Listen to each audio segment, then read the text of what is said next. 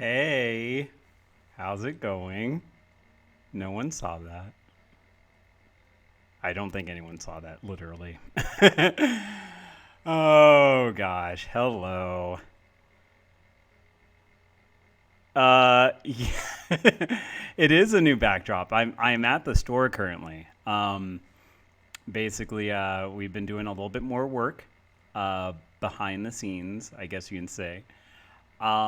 So for probably most nights, I'm gonna be streaming from here. Maybe. It just depends. We'll see. And I might not be streaming because I might be doing work. So we'll know day by day. Basically, I will let folks know whether or not I'm here or not. So, anyways, yeah.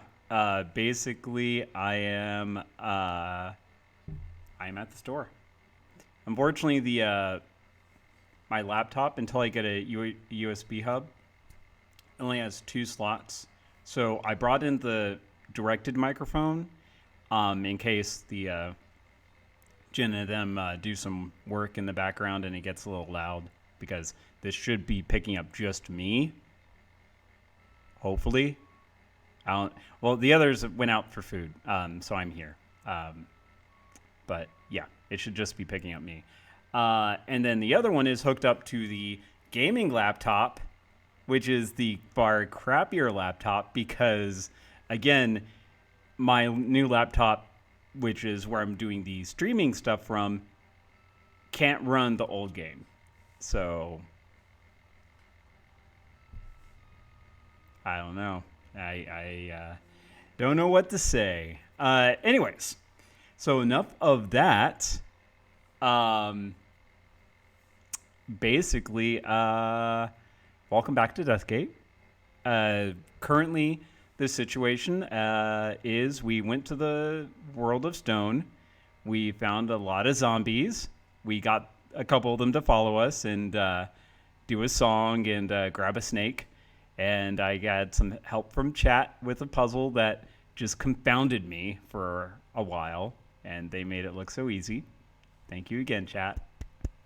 And then we got poisoned by the king of the realm and had to turn into a dog and get the antidote to heal us. And now we have a dog party member. So yay! Doggo will follow us everywhere. And then we followed a guy we rescued to his home, and this is basically where everyone's at right now. So, yeah, that is the recap. So, Balthazar is the guy whose book we read that showed us how to do a couple of spells, if I'm remembering correctly. And then that's just a bunch of gamblers. And because I am a gambling fool, let's talk with the gamblers first. You go through your repertoire of attention-getting devices, finally deciding on a straightforward tap on the shoulder. This causes the recipient to suddenly drop the playing piece as he was shaking in his hand. He starts to protest, but when the other players begin to moan, his head drops to look at the winning throw, and he laughs.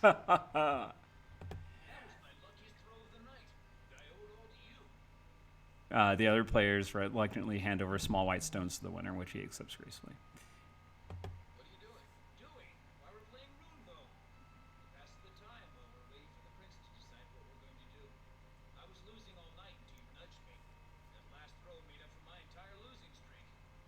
Oh.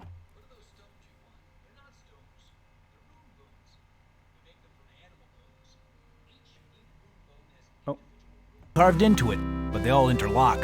When you throw them down, they form a design. If the bones fall in such a way that they form a legal spell, you win, and all the other players must contribute one of their rune bones to you.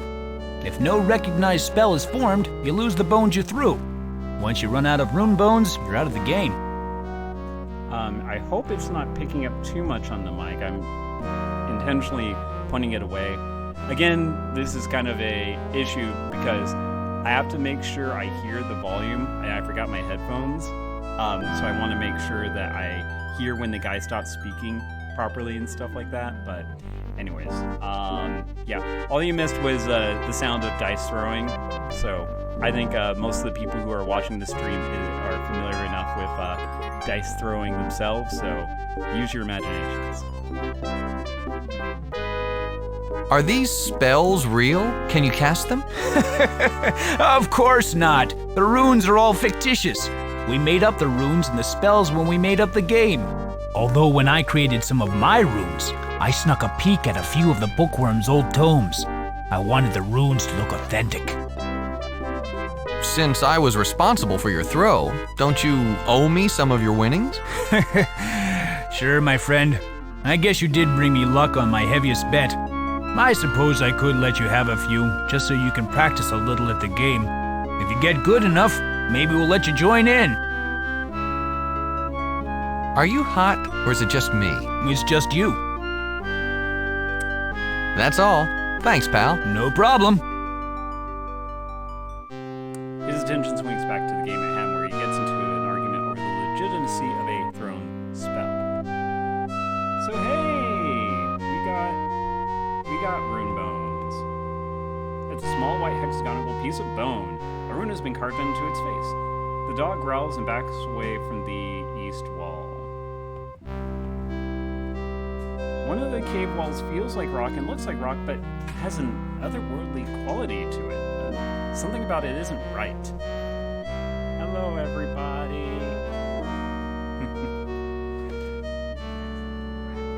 I'll take it later. Thank you. Sorry, dog's barking. What's up, buddy? Something seems to be bothering the dog. His hackles are raised and he's growling. What's strange is that he seems to be taking offense to the bare wall to the east, which looks normal to you. The dog starts barking at the east wall. The other residents of the cave look at the dog and at you, trying to understand what's upsetting it. Come on, boy, calm down. Calm down, we're among friends here. The dog wags his tail. He seems to like you. Okay, cool. So yeah, we have these various rune bones that might make up a spell. Who knows? Let's talk with our buddy Balthazar. How can I help you? You have to clear your throat repeatedly, of course, before the Thin Man lifts his sunken eyes up from the book. When he does, you feel the piercing, burning intelligence of his gaze. Although his body is old and frail, you sense his mind is as sharp as any you've encountered. He quickly looks you over and says, "How can I help you today?" Are you Balthazar? That I am. I'm afraid you have me at a disadvantage. Who did you say you were? Let's go like this. We don't need to let him know that we're an enemy. I'm a friend of Edmund's. We met in Clytus's dungeon. Ah, of course. I thought I saw Edmund return. You assisted in his rescue. For that, we are eternally grateful. How can I help you? Yo, talk whatever. I think the mic's just picking up me. Prince Edmund has told me quite a bit about you. The prince is a good lad. A trifle young, to be sure, but holding up remarkably well under the strain of leadership. The loss of his father has been hard on him. He wasn't meant to assume the crown for years to come. My thanks for your part in bringing him home. You're the same Balthazar who is the king's necromancer? That's correct. Although as the royal necromancer, I suppose that I serve Edmund now. I've been to your home. I followed your directions here. You followed my directions here? I'm glad that my journal served some purpose. If it helped to save one life, it was worth leaving behind. The king is dead? He wasn't a strong man. I think perhaps he had the plague at the end. It was befuddling his senses. The prince refused to assume the leadership from his father, so we followed the king until he died. Those were strange days. The king would lead us in circles as his mind slowly decayed. His death was inevitable. When someone contracts the plague, it is only a matter of time. What is this plague? We're not quite sure. For as long as I can remember, people have been falling prey to a mysterious sickness. We just call it the plague for lack of a better term. When someone contracts it, he dies days later. There is no cure. There doesn't seem to be any cause. It's not contagious in the usual sense. It strikes randomly. All of our efforts to learn more about it have proved futile. The plague has decimated our population. The dead far outnumber the living. Even if our world wasn't threatened by the imminent collapse of the Colossus, I question how long the plague will let us all live. I'd like to talk about something else. Certainly. What are you reading? This is just one of my own books on magic. I'm trying to master one of the lost arts, illusion. I'm so close to the spell that I can taste it. A breakthrough last night has placed it just within reach. What was this breakthrough? I've been trying to construct the spell by taking a back route. I reasoned that if I discovered how to break an illusion, I might be able to build one. Last night, I happened upon the correct rune structure to unravel an illusion. Using this as a foundation, I should be able to construct the Create Illusion spell. How long will it take to work out the new spell? Only a couple of years. This breakthrough has shaved decades off my research. A couple of years? How long do you expect to be around? Oh, you're right. Sometimes I get too involved in my own work. With the Colossus corrupted, none of us will live out the year. But there's no use in wallowing in despair. I might as well continue, since it keeps me from dwelling on our fate. What exactly is an illusion? An illusion is a powerful spell speaking directly to the brain of higher life forms. The spell tricks the mind into viewing reality a certain way. An ancient adept at using the spell could create an illusionary cell around you. No bars or walls would actually exist, but your brain would tell you that they did. To make matters worse, it wouldn't matter if he told you that the cell was illusory. The spell convinces your senses, all of your senses, that the cell is there. Your hand wouldn't be able to pass through the bars, whether you believed in them or not. Like I said, the spell speaks directly to the brains of higher creatures. Lower animals like that dog following you around wouldn't be affected. But for the purposes of the ancient magi, that was enough. Do you see why it is so hard to identify an illusion? When all of your senses are telling you that something exists, there's no reason for doubt. You can't go around suspecting everything, and even if you did, your suspicions wouldn't have any impact on the illusion. Now, look, my dog is not a lower life form. I'm sorry. Doggo is a person. Just saying. It's an illusion, obviously. But anyways. Create an illusion? That's easy. I've been able to do that since I was a kid. Well then, I might as well put a halt to my research right now. I'll leave the teaching of my apprentices to you, and I'll resurrect myself since my life's purpose is over. Thank you for the insight.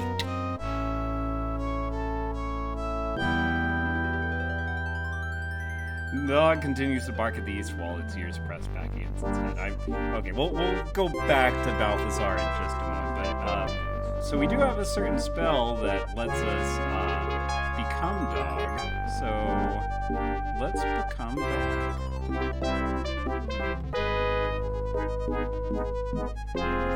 You trace the runes in the air and place your hand on the dog's scruffy fur. The magic swiftly takes hold. You stiffen as you feel your soul passing away. Everything goes dark. The darkness doesn't last long. The world fades back to the dusky gray tones that you've come to expect from the dog's eyes. Although you miss colored sight, sounds and smells are amplified to compensate. The bitter, sharp odor draws your attention to the east. Through the dog's eyes, you see a small tunnel that you missed before, running into the cave wall. Dry, stale air comes from the opening, carries a disturbing smell, an evil smell. Hidden tunnel. You feel something very wrong about the tunnel to the east. You cannot force the dog's body into it. Perhaps it has more sense than you. Other tunnels run off from the main cave. They too are filled with certain refugees. Hello, Ruff Ruff.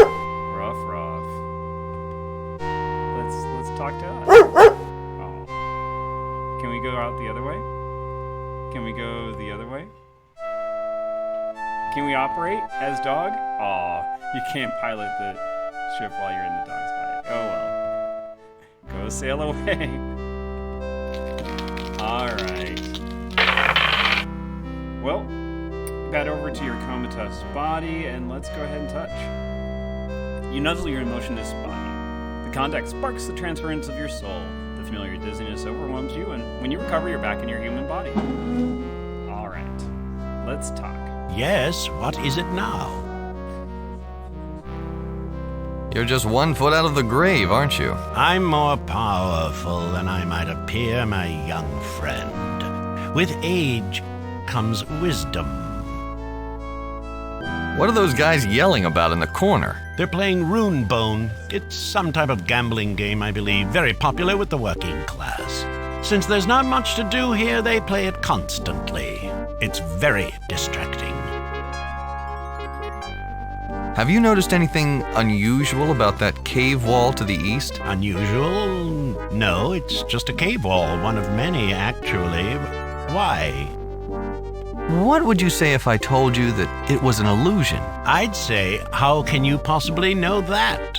Your brain can't distinguish reality from illusion. You are a higher life form, aren't you? That's just an assumption, mind you.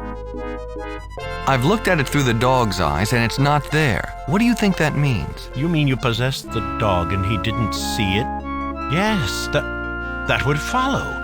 The spell does not communicate with the lower life forms, and by possessing the body of such a form, you would bypass the magic of the illusion. You say it was the east wall. It's an illusion. Imagine. I've been sitting this close to an illusion every day, eager for a chance to test my unravel illusion spell. I'll try it now.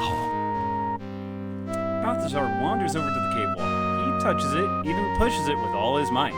With a questioning look in your direction, he waves his hand about, tracing blue, glowing lines in the air. When he has finished the final rune, the spell floats into the wall.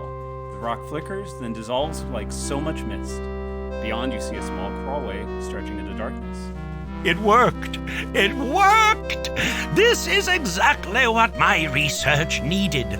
Now that I know the Unravel Illusion spell is correct, it won't take long to finish the Create Illusion spell. Then he dives back into his book and resumes reading with rekindled enthusiasm. And I have also learned a spell. Okay, well, let's see if he says anything else. Yes, what is it? So this is home, eh? Nice decor. There are worse places to live. As you know, Abarak is filled with warrens and tunnels. Most of them are larger, considerably more comfortable to live in.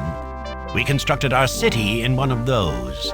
These tunnels, although spacious enough to contain everyone from Telestia, are cramped, located too close to the lava of the Fire Sea, and have only one small, clean spring, providing scarcely enough water to sustain such a population for very long. Its only advantage is that the cavern is hidden. The entrance is nearly impossible to find along the extensive coast of the Fire Sea. It provides a perfect place to hide, which is exactly what we are doing. Who are you hiding from? From Clytus's forces, of course. If they found out where we were, they'd attack instantly. We'd be boxed in, trapped. We wouldn't last a day. Thank you for your help. Perhaps we'll speak later. As you wish. Alrighty, well, I think we're done in here. Let's go ahead and move into the cave. The dog stays behind, bristling and growling at the tunnel. The air in this small hidden cavern is heavy and thick. Something happened here, something very evil. Oh, spellbook, sweet. Robe, sweet. Your fingers touch the black material of the robe. It feels inexplicably cold. The frost runs up your arm, and soon your whole body begins to shiver. The rocks of the cave seem to take on a life all of their own. They whirl and twist and become something totally new. You realize that you're seeing a vision of an entirely different place.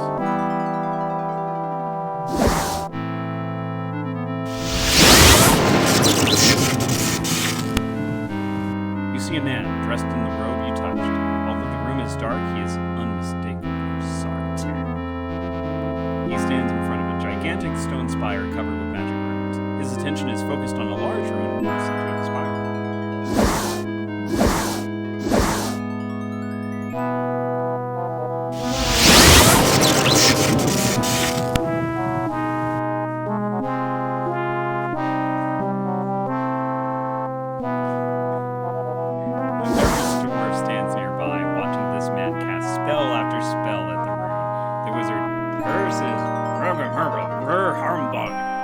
Yells as the blue fire strikes the stone, but without effect.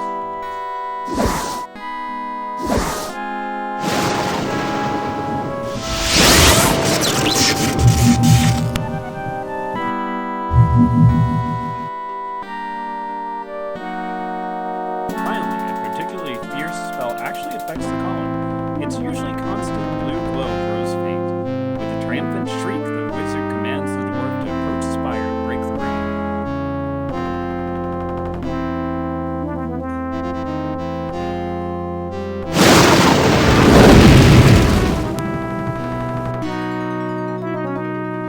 Quakes with fear, but remains steadfast. He approaches the room with a hammer and wedge held out in front of him. When he cautiously touches the edge of the room, a massive explosion throws his body back like a rag doll.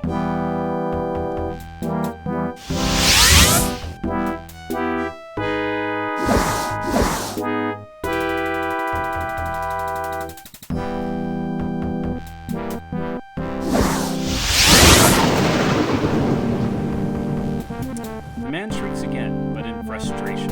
He curses Dwarf's limp body for its weakness. The strength of madness censors the wizard, and even while maintaining the spells that hold the spire's rune at bay, he simultaneously casts a mighty spell. Too quick to memorize, even though it was floating there for like a few seconds. Upon the dwarf's corpse. A misty image of the dwarf appears, floating over the body. Its expression is one of pain and terror. It's as if something has taken hold of it, in the manner of a rope wrapped around its foot, and is dragging it back into the corpse. When the spirit image has been totally subsumed by the body, the dwarf's eyes jerk open.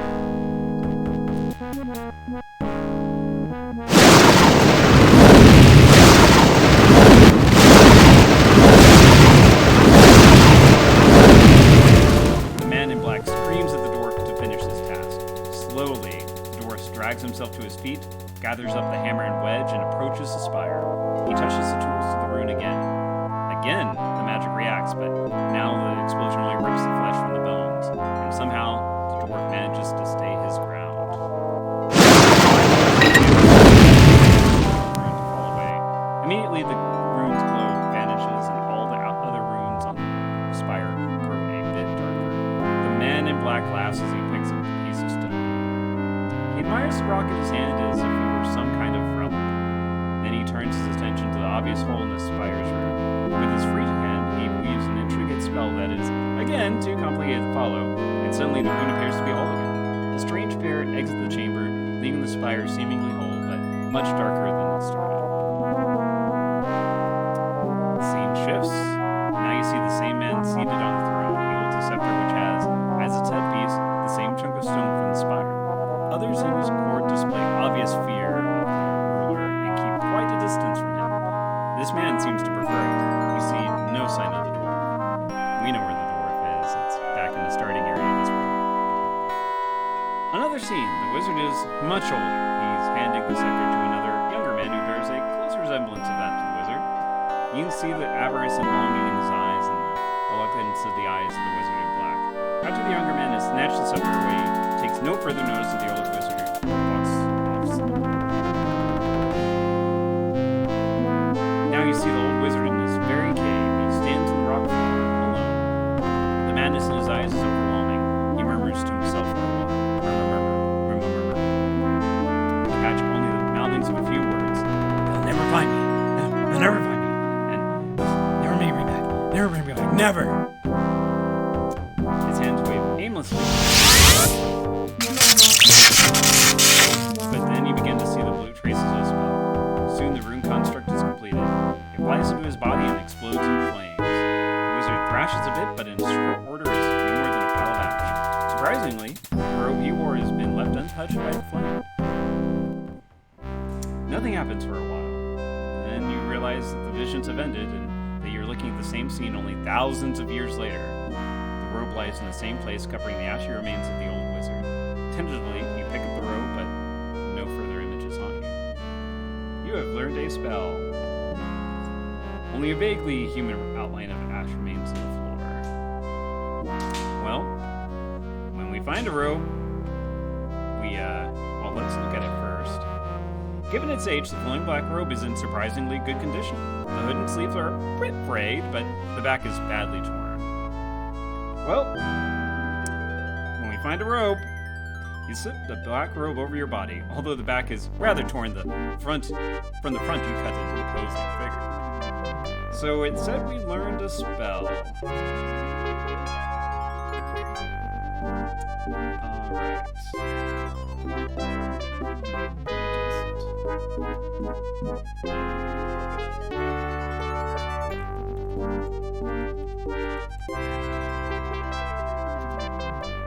Alright. Alrighty, so the spell we learned, let's take a look at it. It is self-immolation.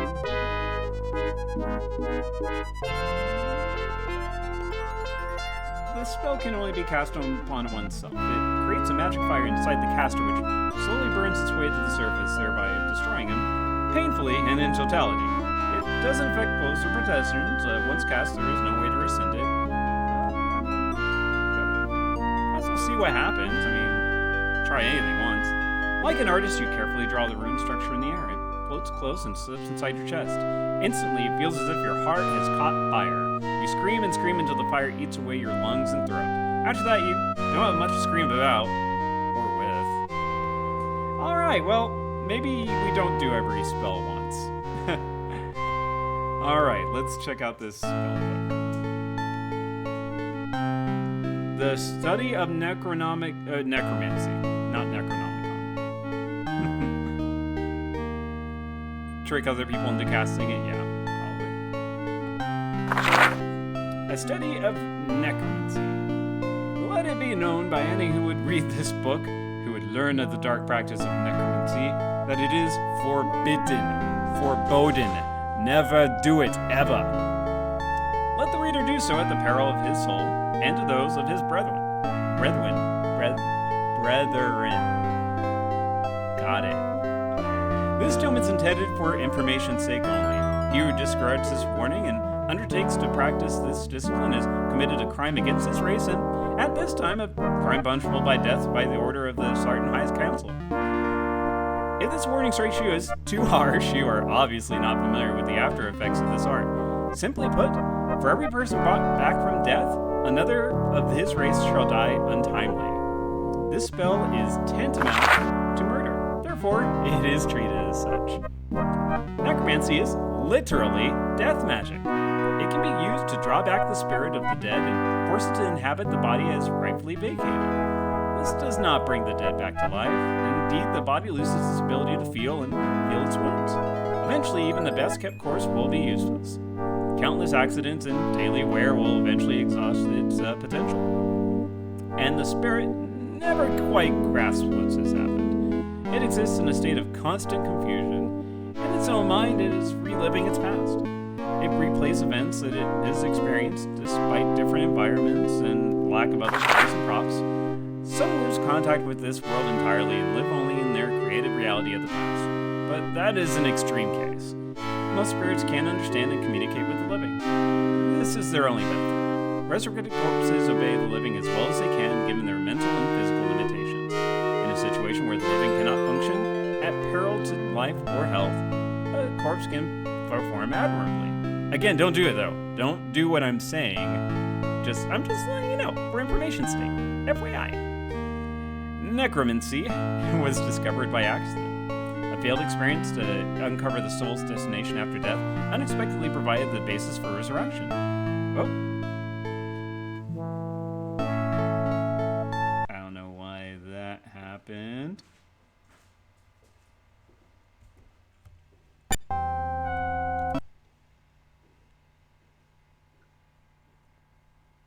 Okay.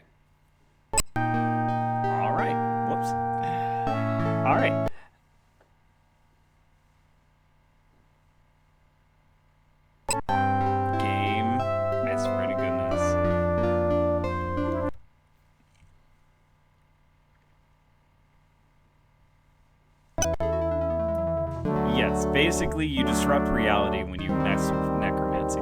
The game is literally showing me what will happen to your sense of reality when you mess around with the necros. Alright, necromancy was discovered by accident. A failed experiment to cover the soul's destination after death unexpectedly provided the basis for resurrection. No one understands precisely what the spell does. The spell's results are understood. But where are we drawing the spirit from? What are we consigning it to? Why does another person have to die?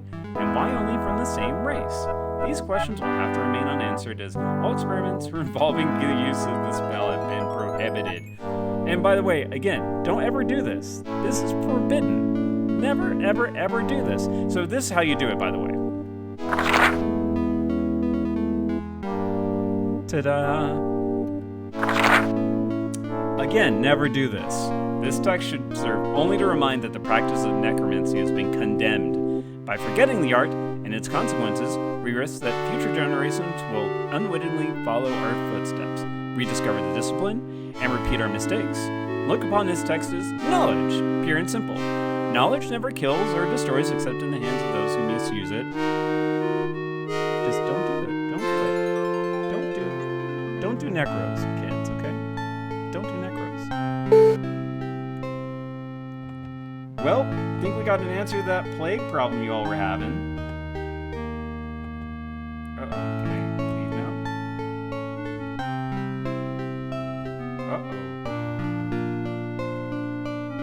Uh-oh. Alright, one more time. I might be locked in the book. I might be locked in the book forever. Okay, you close the book and replace it in your inventory. Woo! Thought we were stuck in bookland forever. Okay, well... Alright, the cave is much larger than blah blah blah. The dog happily runs up to you. You run up to Balthazar, eager to discuss the amazing vision you've just experienced. Also, by the way, I know your plague problem. I just had an incredible vision when I picked up this black robe. What do you think it means? A vision? Tell me about it. This is amazing. You've just experienced the life of our first dynast, Clitus I. It answers quite a few questions I've had about his rise to power and his reign. It also answers many questions about our current situation. How did this happen? Why did I see all of these things when I picked up the robe? I'm not exactly sure. It's possible that when Clitus took his own life, the robe became infused with his spirit. This happens sometimes, especially when the death is particularly violent and the victim is very powerful in magic. When you picked up the robe, what was left of Clitus, lying there for thousands of years, passed through you. Your mind interpreted this by showing his memories. This is all speculation, you realize. Can you interpret the bit about Clitus's grab for power? I would be happy to. What would you like to know? Wasn't there a ruling council at that time? Could you tell me about it? The High Council once governed over all of Abarak. Clitus was a member. It democratically created laws for all Sartan and at one time the Mensch as well. When the Mensch woke the Sartan, the council was the body that decided on the course of action. To put a handful of the Mensch to sleep and wait for the interconnection. The council would have continued to rule if Clitus had not been so power-hungry. How did he convince the council to let him disband it and institute a monarchy? He didn't have the political power to do that. No one did. So he required magical power to back his play. He made himself undefeatable with the scepter. No one dared to oppose him after he created it. It was child's play to institute the monarchy. He merely eliminated every possible opponent. Why did he do all of this? I believe that to be a member of Abarak's council, the only requisite was a mastery of magic. This implied intelligence, but not necessarily sanity. Clitus was clearly insane, if not before his play for power, then afterward. Let's move on to another topic. Very well. Can you tell me exactly what happened to the Colossus? The Colossus is the source of Abarak's magic. It is what warms the stone, melts the ice, and feeds water throughout the world. It was an unparalleled marvel, by far the greatest of the ancients' achievements. It contained so much power that it's easy to see why Clytus lusted after it. What was the rune that he was battling with? It was a containment rune. The spell was a cap for the Colossus's magic. It sealed the spells inside to keep the magic from flowing out, so that the Colossus would last forever. What happened when he finally subdued it? Over a period of several months, Clytus wove an intricate set of spells that temporarily weakened the containment rune. When the structure had drained the rune of enough power, he had his dwarf servant carve a chunk of the rune away. It was a central line of the rune. Without it, the symbol was meaningless and therefore powerless. The Colossus's magic began to drain away. What did he do by removing a chunk of the rune? It was much like taking a chunk of flesh from your body. The magic sealed inside of the Colossus started to leak out, like blood from a vital wound. Why did he do this when it would eventually destroy this world? Didn't he think ahead? It's true that eventually the Colossus would lose enough power to cease supporting Abarak. I'm sure Clytus must have known this. It's possible that Clytus was counting on the interconnection. He must have reasoned that thousands of years would pass before it would actually make a difference. Long before that, the interconnection would occur, and Abarak would survive on the energies provided from it. On that, I'm a little unclear as well. The interconnection is a little mystical to me, but it's obvious that the ancients believed in it. Perhaps they shouldn't have. Thousands of years have passed and no interconnection has taken place. The Colossus is failing and it's taking our world with it. What did he do at the end, before he left it? Clytus was intelligent. He knew that people would see the Colossus with a huge chunk missing from the containment rune and realize something was amiss, so he placed an illusion upon it. Now the Colossus looks normal, even feels normal. But the hole is still there, the rune is still broken, and magic continues to flow. Can the Colossus be fixed? That's an interesting question. I suppose it could. If the rune were reconnected, it would begin to function again. The spell would hold in the magic as it is supposed to. I don't know if the Colossus has enough magic left at this point to support Abarak anymore, but at least it wouldn't lose anymore. The original fragment, if it were replaced, would do this. Actually, it wouldn't have to be the original fragment. Anything that had the missing line that fit into the hole would reconnect the rune. The complete rune is the important element, not the composition of the rock.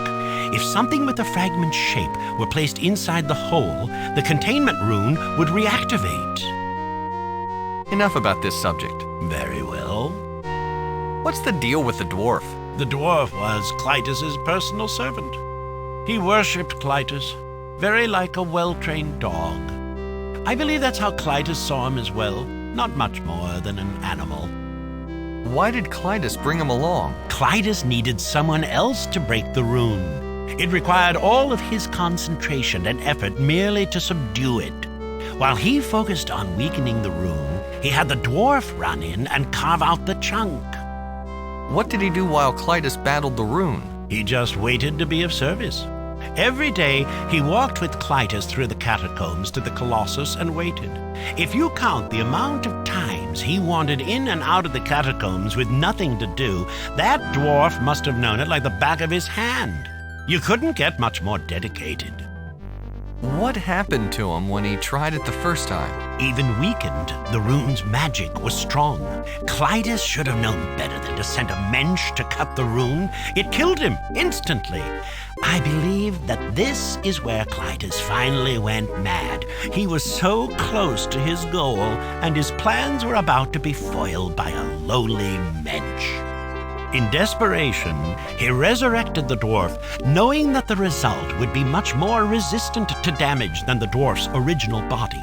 The corpse dragged himself up, and still loyal to Clytus, removed the chunk of stone from the containment rune.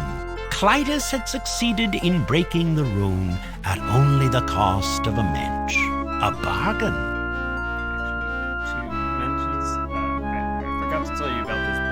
get to the book in a minute. Is that when Clytus instituted the practice of necromancy among the Sartan? Come to think of it, you're right. Coincidental timing? Perhaps not. It's possible that he instituted the practice to justify his own actions. That's almost unthinkable. We've been using necromancy for thousands of years to cover for one man's mistake? I certainly hope that's not the case. Where did he end up? After Clytus had broken the containment rune, he had no further use of his servant. He banished him to the ancestral home of the dwarves. It's a complex of caves fairly near to Telestia. The dwarf obsessed about Clytus for years. Having the metal retention of the dead, he eventually forgot that he had completed the mission and broken the rune, so he sat in his cave waiting for Clytus to come and take him back to the catacombs. I think he's been waiting there ever since. Let's move along to another subject. Very well. Tell me about the Scepter of Rulership. After Clytus took the chunk from the Colossus, he fashioned a scepter and used the chunk as a headpiece. He brandished the finished product at the council and demanded a crown. They caved in almost immediately. What kind of power did this scepter have? Mostly destructive. It could turn a man to ash with no more than a flick of the wrist. I believe it also had powers of a more subtle nature, though my texts don't address these. What is written is that the scepter is unmatched in sheer destructive force. How did it get its power? When the chunk was removed from the Colossus, the containment rune was broken. Magic began to seep from it, much like blood from a wound. It was always Clytus's intention to draw magic from the wound for his own purposes. He found that he could focus this power through the piece of the Colossus that he possessed. That is why he fashioned the scepter, using the fragment as the headpiece.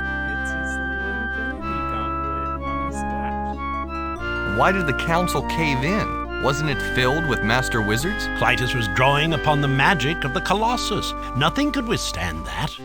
Where the other wizards had to weave the rune construct slowly into the air and pull the possibilities of their spells into this reality, Clytus could just disintegrate them with the wave of his hand.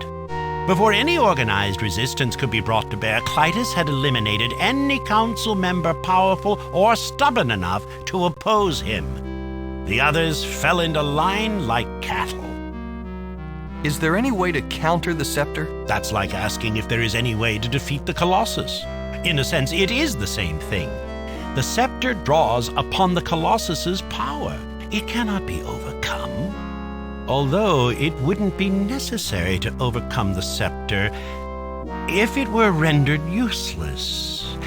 This is just a wild thought. But the scepter focuses the power of the Colossus that is leaking from the broken containment rune. If the rune were completed and the containment spell resumed working, the scepter couldn't draw upon the magic. It would be useless. All of this speculation is worthless as well.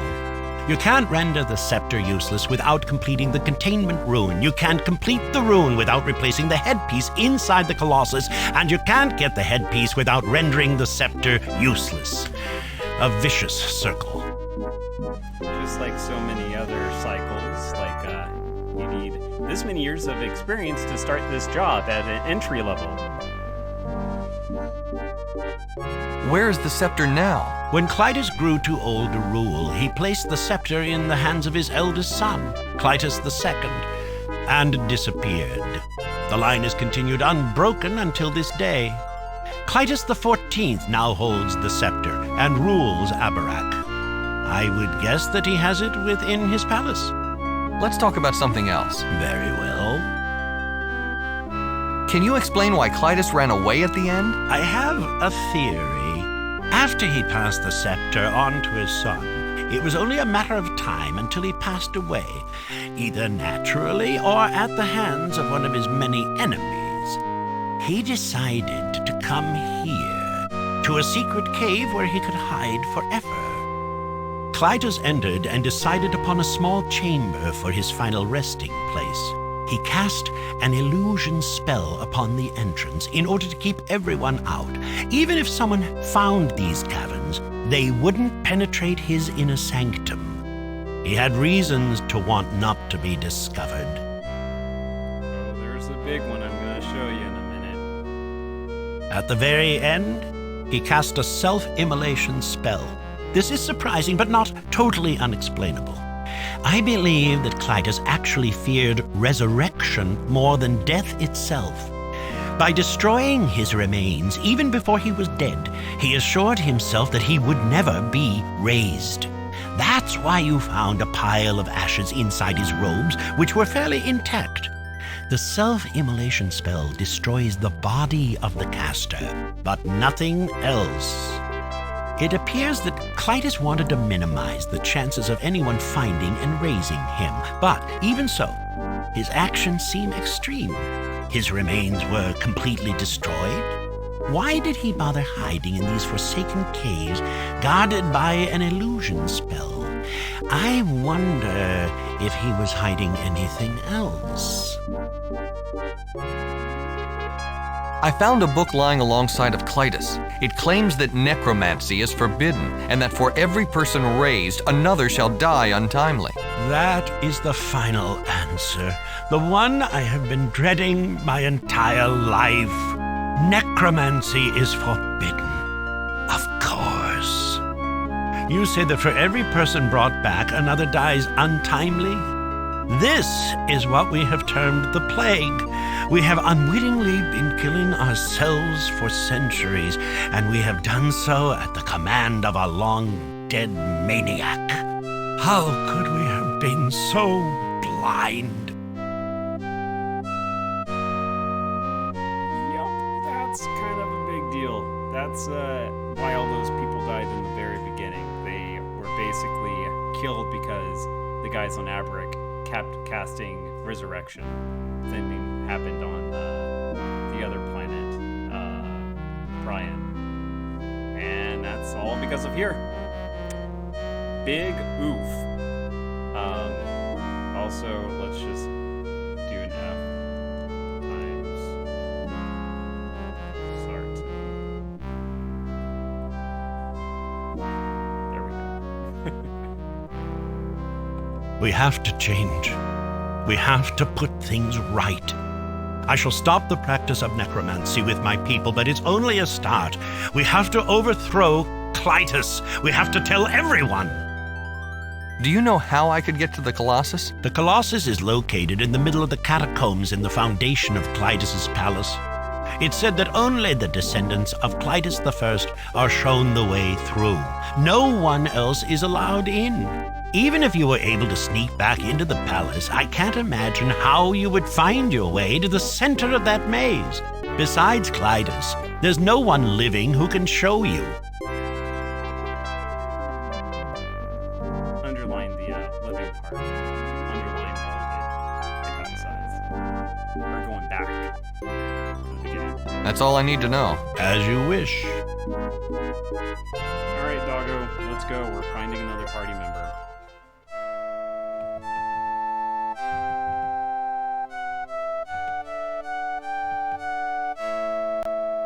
Yay, wooden ship that doesn't burn on the lava. Alright.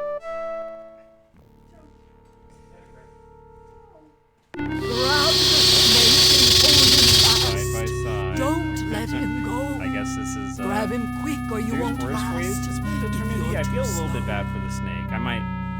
I might just let the snake go later. Grab. Alright, buddy. Need to wait before we do that. Grab the snake. There's something else that the guy mentioned. I'll be right back, buddy. The dog jumps up. It has no luck at climbing the rope. Oh, you tried. So this headpiece. Unlike the rest of the cast iron statue, the wedge-shaped headpiece is made of a different material. It looks as if it was carved from a black rock and set inside the metal tongs of the scepter. On the flat end is a single graven line. Let's go ahead and stick that here. Oh, whoops. Let's tighten it. Let's put it here. Whoops. shove the vice in between the tongs holding the headpiece in place. It's a snug fit. Let's loosen it. You twist the screw and slowly the tongs of the scepter begin to wrench apart. After quite a while of intense effort, the stone headpiece falls from the tongs' clutches to the metal platform below. And let's yoink that. And yeah, sweet, we got it. Can we get the vice back? You can't make the vice screw turn, wedged as it is between the tongs of the scepter. I don't think we can take it back. It's stuck. Alright, that's fine. Back down. Alright, dog happily runs back to you. Yay! Let's go. Alright. Hello, friend. Since we're wearing the robe. My lord Clytus, I knew you would return. I have been faithful. As you asked, I spoke to no one about you. I have waited for you to take me back to the Colossus so that we can complete what we started. Take me with you, my lord, please. Take me with you. Do you know the way through the catacombs? Of course I do. A dwarf never forgets his way, especially through underground tunnels. I could find my way to the Colossus blindfolded. I certainly hope so. Your eyes are so weak that you might as well be wearing a blindfold. My eyes are fine. It's just that the world has grown a bit blurry lately. You look like hell. Are you sure you can walk? I'm not gonna carry you. These legs will carry me as far as you wish to go. My devotion to my lord will buoy me. Did you make that statue in the clock tower? Is that supposed to look like me? A statue? A statue? I carve statues of you all the time in your service. You said that it pleased you. I hope I haven't done anything to make you angry. I might have made a statue when I first came here. I can't remember. Forgive me, my lord. It's all so foggy. What about the scepter it holds? Is it an exact replica of the original? You spoke about a scepter. Every time we entered the catacombs, you said that you would make a scepter that held the fragment of the Colossus. We haven't taken the fragment yet. How could I have duplicated a scepter that doesn't yet exist? Take me to the catacombs, my lord, and we will extract the fragment you need to make the scepter. I ask only to serve you.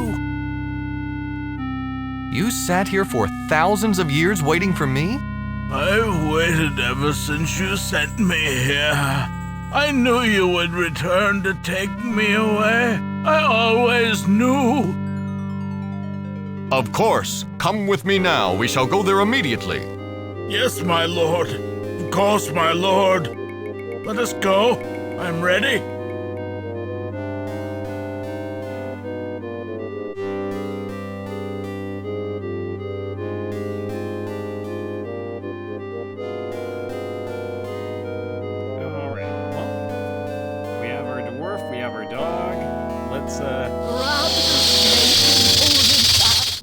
Just stay there. We might come back for you, I don't know. But we got a world to save. Alright. Back to Clytus's palace.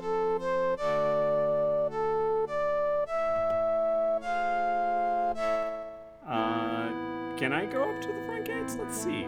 Nothing can convince you to go knocking on Clytus's front door again. Once was enough. Fair enough. Alright. So let's, I thought you might be coming back here, and you might need me. The rest of my people are on their way to storm the palace. I came ahead to aid you. I hope you don't mind. I see you're climbing in the social circles. I mean, I got a dog, so yeah, I'm on the top, baby. Alright, well, let's go The through. Colossus! Break the rune! Break the rune! My lord commands me! Okay, well, I guess we're charging ahead. The door slams shut behind him, catching his rotted shirt in the door jamb and tearing a piece of the cloth off. His footsteps echo as he runs deep into the maze. The door screams appear to have alerted the guards at the top of the stairs. You hear some questioning grunts and loud stomping. All right. Well, let's go tally ho with the guards. Let's show them a spell, self-immolation. Just do this in reverse, guys. An angry party of guards is gathering at the top of the stairs, and it's not really a good idea to crash it. Fine. Actually, wait a second. I'm gonna do one quick thing. Whoops. Oh well. Hopefully we don't get stuck in one of those points.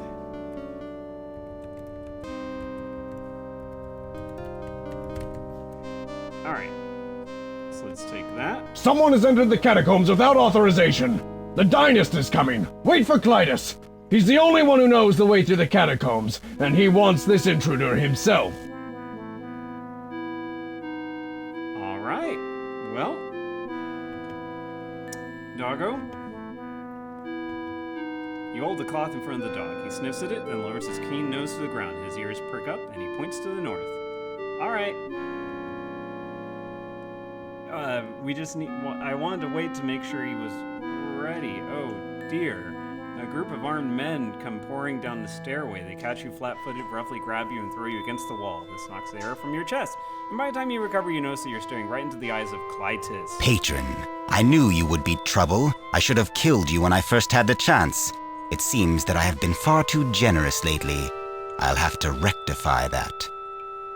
Zartan lifts his scepter. The headpiece glows in intense red, then explodes in bright light. Fire rips through your body, leaving no more than a fine dust. Okay, fine, we won't wait. We'll rush like fools. You heave the door open and wander into the dark tunnels beyond. You're in a dimly lit chamber within an ancient catacomb. Catacombs. Okay. The dog sniffs a bit, then points to the north. We've got the stinking rebel trapped now. Only Clytus knows the way through the catacombs. He'll be here in a second to track that lowlife down and kill him. You hear me, rebel? You're going to die! We can barely hear you because we know our way through here. Alright, so north. Then north. Your commotion towards the beginning of the catacombs. Caius is yelling at the guards to stay back and watch the entrance while your entrance take care of the problem. You assume that means you. Alright, well, west is the only way we can go, so west, south, west, north, north. A lot of these are one-way things, but okay.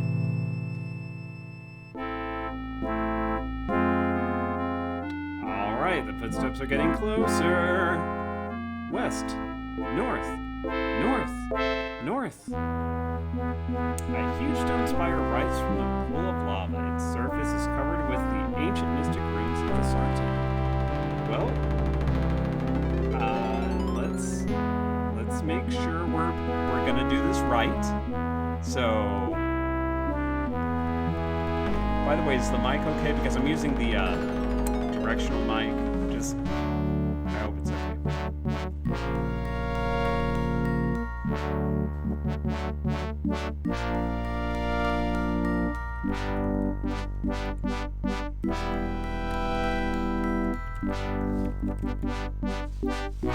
Boo.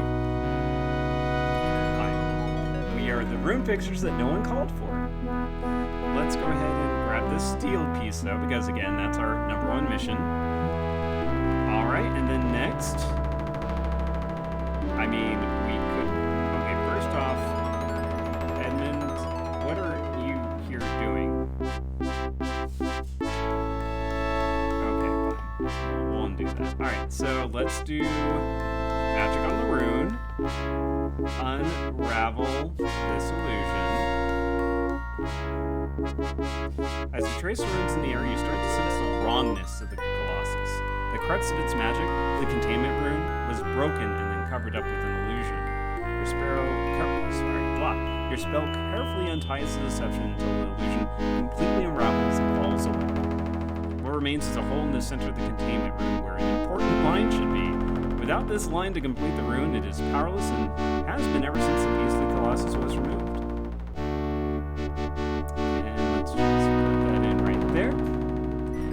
copy of the headpiece on the stone in the containment room. It slips inside smoothly and firmly. The lines carved on top of the headpiece connect with the remainder of this room and complete the spell. Immediately, the room begins to glow. It isn't very bright, but you sense that the spell is working. The Colossus' magic is being held inside this fire. None is leaking out as it did before. Patron, I knew you would be trouble. I should have killed you when I first had the chance. And the young prince as well. It seems that I have been far too generous lately. I'll have to rectify that. The sergeant lifts his scepter and holds it dramatically in front of his body, but nothing happens. He tries it a few more times, staring in disbelief. The prince laughs, draws a sword, and pounces on the confused dynast. Clytus doesn't have sense enough to scream, but looks bewildered by the sword when left by the prince's attack. He topples into the moat of lava surrounding the Colossus as the powerless scepter falls from his lifeless fingers. There's work to be done. So, Haplo, you are a patron. I know about your race. Balthazar taught me well. This should make us enemies, but you have helped me. You have helped my people. Perhaps you did this for your own reasons, but I owe you a debt of gratitude, and I still consider you my friend. Oh, shucks, thanks. I thought that this was my most valued possession. Now I know that I value my subjects, my world, more. I want you to have it, to make certain that you do not forget us. If Abarak is to survive, we must be linked to the other worlds, and you are the only one that can do this. Take the seal piece. Go back to your ship, through Death's Gate. Save this world, Haplo, my friend. We need you. Now, I must clean this palace of the filth Clytus left here. My people should be in position by now. Alright, well, so long. A large rune in the center of the stone spire is the focus of many spells cast upon it. This symbol is the spell that contains the magic inside the Colossus. It keeps the Colossus' magic from leaking out. Since the hole has been filled by your copy of the original, the rune is complete and functional. The Colossus rises from a round pool of lava in the middle of the room. The stone spire is covered by sartan runes, too complicated to follow. One large rune in the center attracts your eyes.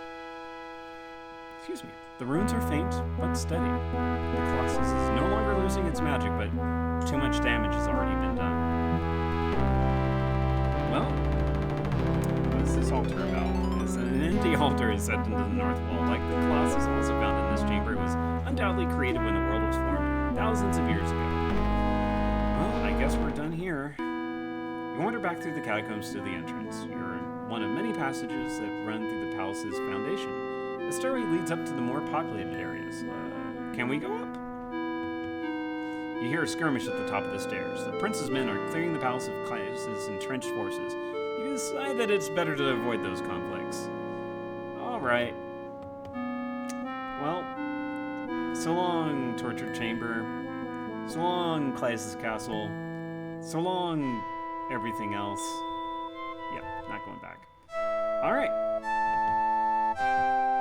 The Prince's Pendant is a miniature replica of the entire world seal. It is the naming runes for all 4 realms and the Nexus. Well, as much as I would love to keep wearing it, that's not our shtick. We're not a Dark Evil wizard. We're nice. We're nice, Haplo. And with that, we have the last rune for the 4th world. Let's just do a little rune transfer to get it on there. And bada bing, bada boochka.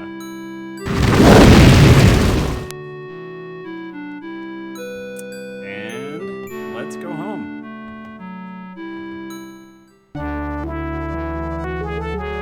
You'll get to see home, my people. They're nice. Well, okay, presumably they're nice. We've only talked with one patron so far. And he is not deciding on this. Okay, we see this.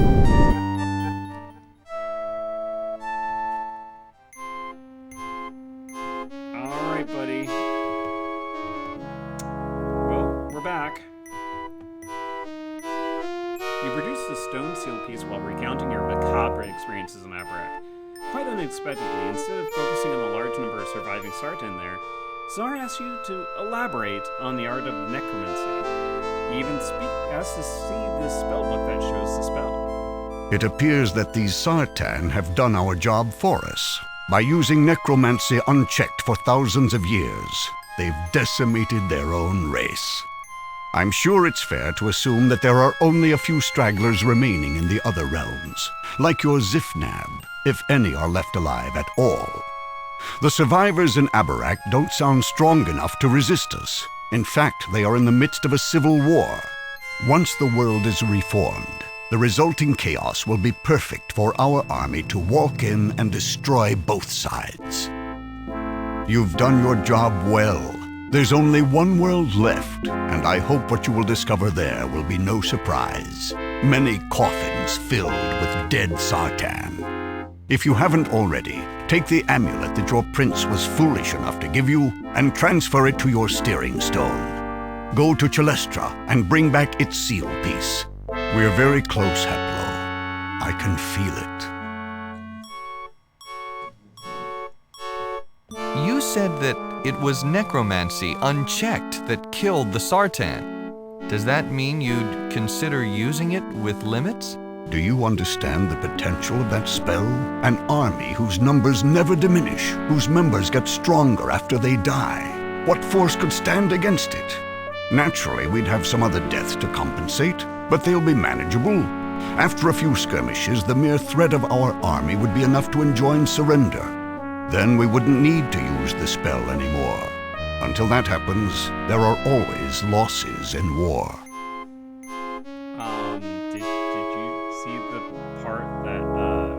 Someone else dies as well, we're doubling our losses. Yeah, like L.A. Noire. I'm going to choose the doubt option. I am doubting you, good sir. Prince Edmund placed his faith in me to save his world. That's why he gave me the amulet. This is from the race that consigned you to an eternity of torment, and he asks you for help. Are you seriously considering his plea? Look at his situation. His people squabble among themselves like mensch. Even now, they are in the throes of a civil war. Naturally, he wants you to help him. You represent the greatest threat his kind has ever known. He must not have realized what his amulet would mean to us, but it is our responsibility to take advantage of it.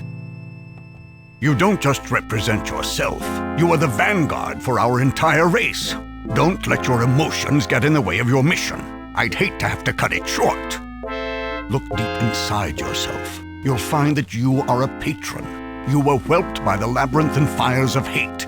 Hate for the accursed Sartan that put you there. I can trust you, Haplo, because you are a reflection of me. You are my son, as all patrons are my children. Have you learned anything new about the 6 Sartan devils that you were researching? It happens that I'm very close to finishing my research. I have linked 4 of the devils to the spells that they were responsible for, and the other 2 aren't long in coming. Unfortunately, one of those 2 created the Reformation spell, so I cannot stop now. That's the spell I really need. The ones I uncovered, the original Sundering, something called the Interconnection, etc., are useless to me. But as I said, I'm very close. The Sartan keep talking about the interconnection thing, but we haven't really seen much about this Reformation one. Yeah, anyways. That's enough for right now. Very well. We're having some disagreements with our mentor, you know, as is wont to happen when your protege goes out to the world and, you know, sees it with their own eyes and stuff like that. I'm sure things are going to be fine between us, though. I mean, yeah, sure. Well, off to the last world.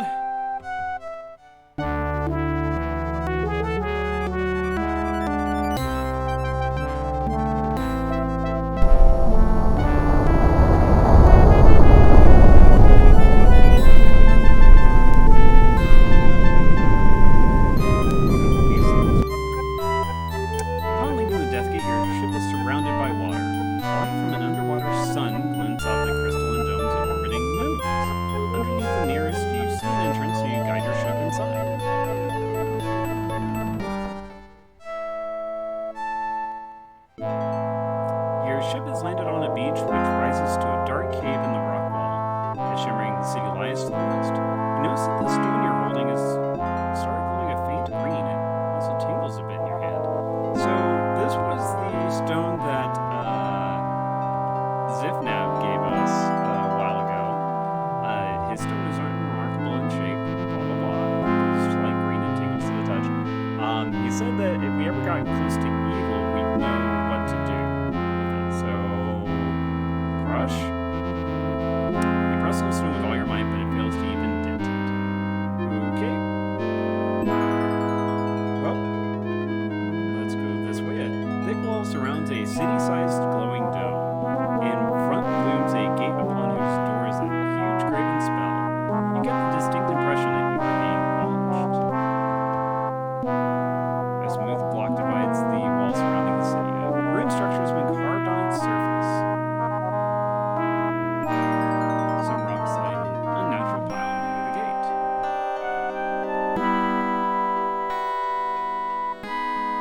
Oh. You carefully place Zipnap stone on top of the rock pile. As you set it down, the glow fades a bit. You don't dare take your eyes off it because if the glow left entirely, the stone would look like every other rock in that pile. To keep from losing your favorite stone, you snatch it from the pile. Okay, fair enough. Alright. Yeah, it's old rotted cloth. You know what? Let's wear this symbol of peace. Yes, we're here for peace. You recognize Valthar's spell from the book. It is a warding spell designed to keep out foreign magic. Unfortunately, also it keeps everything else out, including you.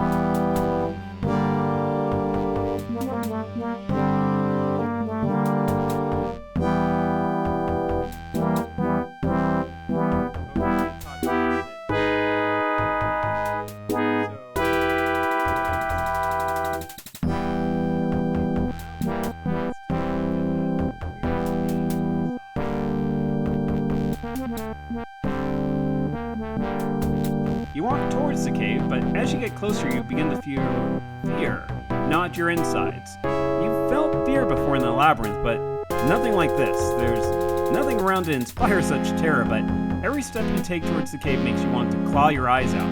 Before you're halfway there, you collapse on the ground. Magic, you reason. It must be magic. You step towards the cave, but the same unnamed terror forces you back.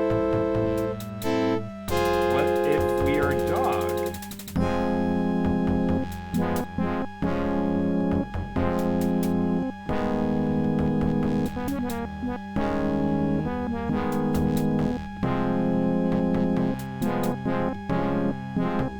Nope. Nope. Nope. Okay. Well, so yeah. So, if we go back to this book, actually, we don't even need to do that. That's part of a spell that we have learned.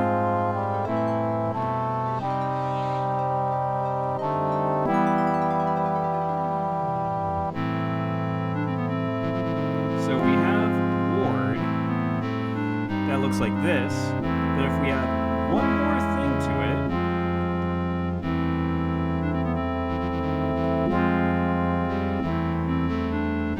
oh no, it wasn't that. It was, what was it? Possession, I think that's it.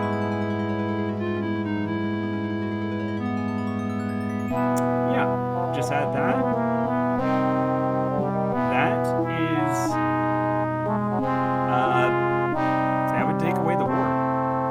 So, we have this rune bone here. It is a rune. So let's do our rune transfer on something other than the steering stone. You transfer the symbol from the rune bone onto the city gate.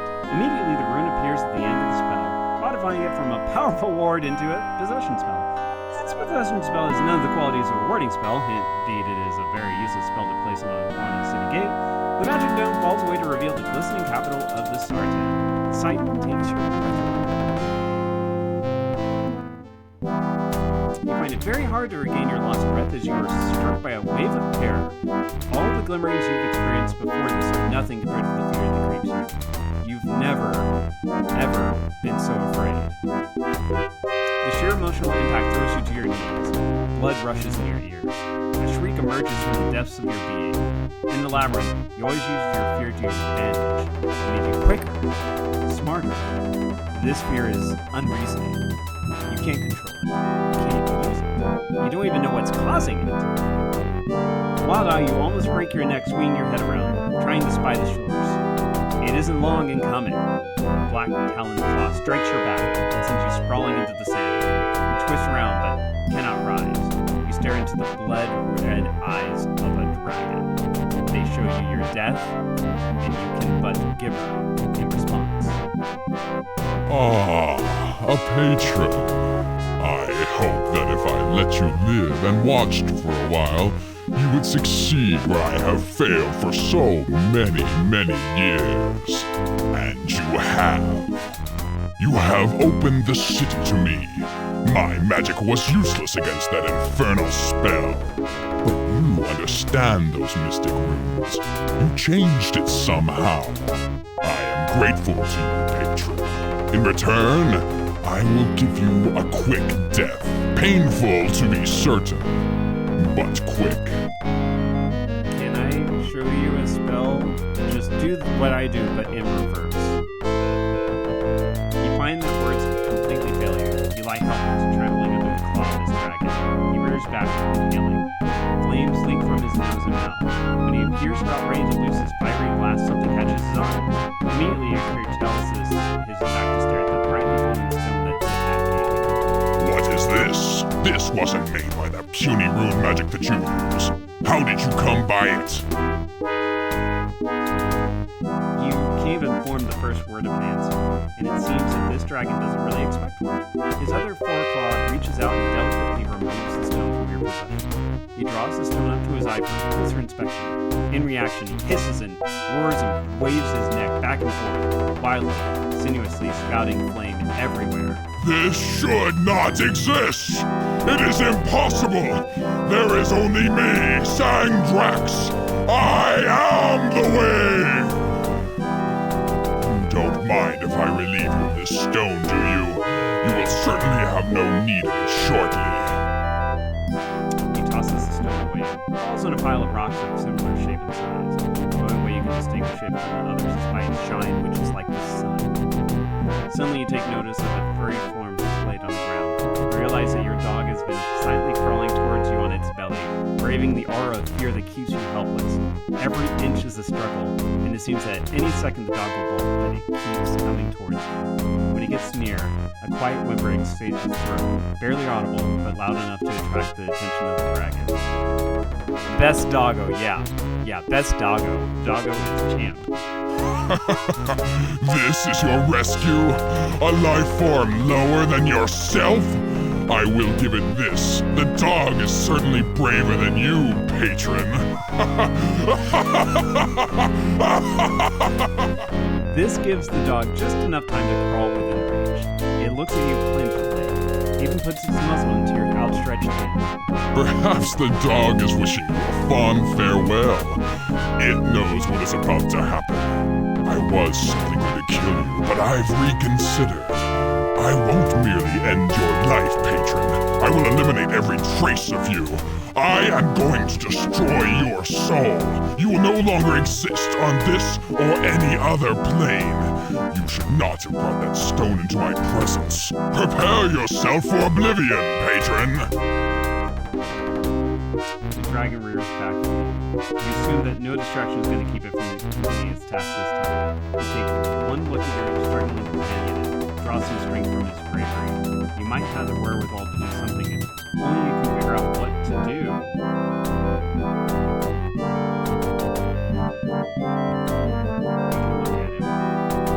Look at him. He looks like a distorted reflection of Zipnap's dragon.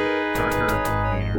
His eyes are glowing embers, but the rest of his body is a mere black silhouette on the cavern. Sangdrax ignores you. Sangdrax inhales again, drawing enough air to fuel the torrent of fire. Have at thee! You lash out the dragon with your trusty rusty shear. 0 for 5 with attacking with the shear so far, by the way. Sangrex doesn't bother to defend himself, but the wind from his laughter blows you back just the same. The dragon's red eyes burn into you. You sense he is giving you 1 moment to clear your way. Run to the city. His magic field of fear keeps you petrified where you lie. You're not going anywhere. A searing column of flame shoots through. The pain lasts only a second, and you feel your life slipping away. Your soul rises from your burned body, but Sangrex somehow sees it. Lets loose another blast, different than the first. This one touches the substance of your spirit and rips it apart. All that remains of you evaporates into Sangrex laughs. Well, Doggo, one more time, we'll be together.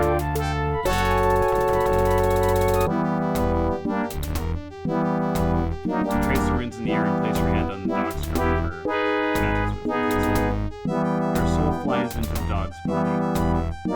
Just as Sangrex lets loose the blast of fire, the dog's reflexes leap you away, keeping you from harm. This doesn't take her body, though. The flaming column burns a hole clear through its chest. You can actually see the glowing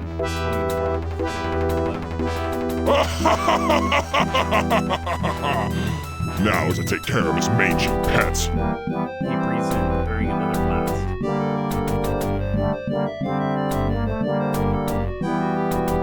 Oh, some rocks lie in the natural pile near you. The dragon's second threat of fire totally obliterates the dog first. Okay, let's not do that. Let's run this way. The bulk of the dragon blocks your escape in that direction. Okay. You bolt into the city, narrowly missing the dragon's second torrent of flame. Scared almost out of your mind, you dart into the cluster of buildings, pat into the narrow alleyways and its twisted side streets. Soon, when you feel like you might have lost the dragon, you wander into an open room. Rope figures are filling the seats surrounding you. They all move slowly, yawning as if just awakened. A man in front notices you and approaches. By the way, this is the meeting chamber that Sergeant Ryan comes to see this really speaking area. Please stand. What do we have here? A dog? I haven't seen a dog for ages. But then again, I've been asleep for that long. Hello, boy. I'm Sama. How'd you get in here? Did you come with the Sartan forces from the other realms? So, Sama, if as a refresher from last stream, he was the guy that did this whole thing, who made all the worlds break apart. He's the mastermind and the cause of all this. He crouches down, gives your head a pat, and looks deeply into your eyes. Suddenly his face grows stone sober and his eyes grow hard. He retracts his hand as if fearful of your biting it off. This dog is no dog. It is a vessel for another's soul. The soul of a patron. The councilman gasps and yells as Sama waves his hands and the room quiets. We found no other Sartan, no rescue forces. All we discovered were the charred remains of one man and these items. Friends, we have a very unusual situation. Our ward has fallen. This roused us from our slumber as predicted. But instead of greeting the Sartan rescue forces as we expected, all we find is a dog carrying a patron's soul. We need answers, and the only source is this patron. While he exists inside of the dog, he cannot communicate. I suggest that we restore the patron to his original form so that we can question him. Right back, folks. Right back.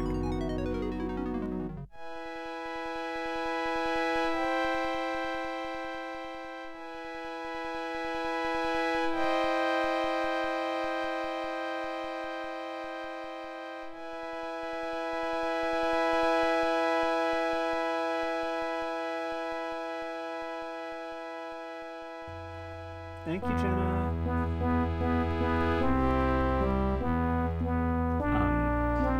Anyways, best Doggo. Love this Doggo the most. Yes. Yeah, just look as far back as you can. Yeah, as far back as you can. Jenna also loves dogs. Just keep looking. Just keep looking. Jenna loves dogs almost as much as, well, actually, no, more than me, of course. So, yeah, just had to make sure she's not here for this. bring a patron here? To our very heart?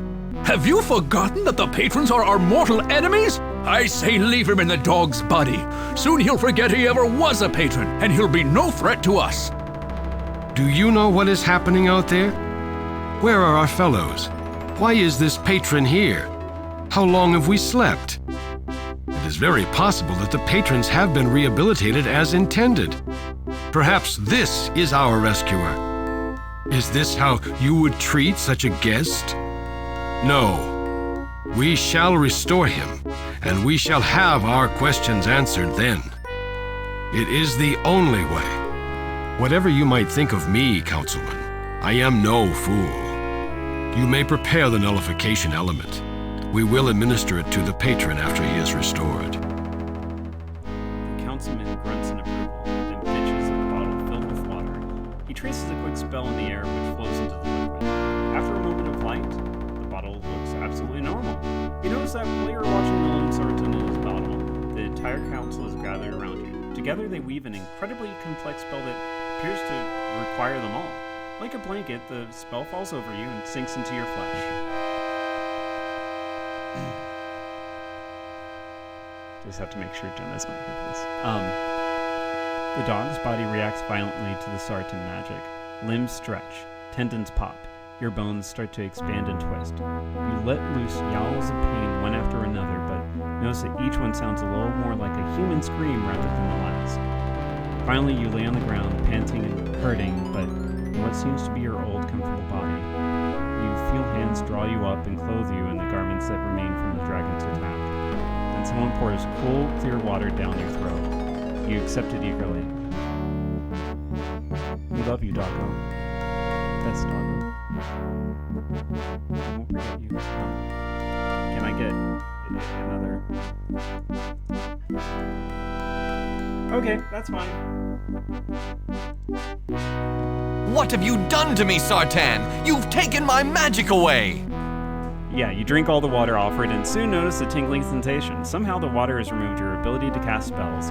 You're as helpless as a newborn against these Sartan. Calm, my friend. What we have done is temporary, and for your protection as much as ours. You have imbibed some nullified water. This eliminates all of your magical possibilities. While you cannot bring any possibilities into this reality, neither can any be placed upon you. This means that although you cannot cast any spells, you are invulnerable to others' magic as well. You have been nullified. It will continue for only as long as we need to question you.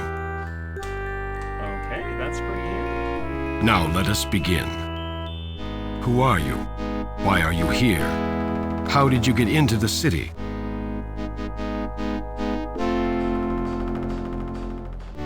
Aren't you the same Sama who originally sundered the world? Who banished my people into the labyrinth? Yes, I am that. I know that you can't understand this, but it was all necessary. It was part of a larger plan. I'll explain everything after you tell me what you know.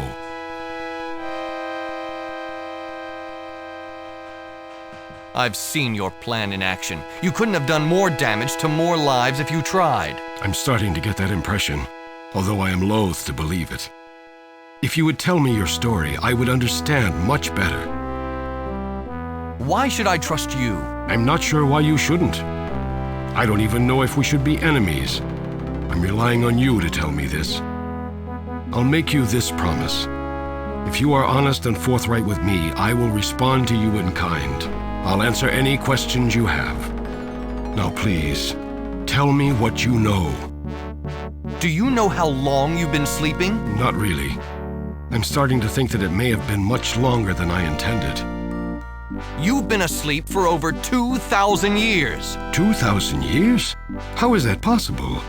You must tell me what has happened. This just keeps getting more confusing.